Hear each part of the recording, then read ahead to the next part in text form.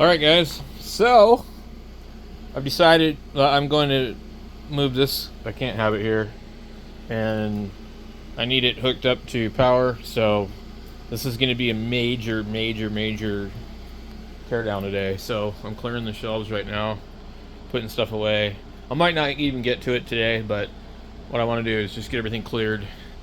I will take these pieces here and we'll either stack them down here, and a bunch of radios are going to go into storage, and we'll either put them here. I think this one here, I need to acquire a couple more file cabinets, one for the middle here to remove the load off of it. I need to get that, move it over there, put the monitor over there. I need the weight on the end here. So we're basically just kind of taking everything little by little, and the idea is that the inverter is going to get mounted over here. It's probably going to be annoying. It's probably going to be noisy.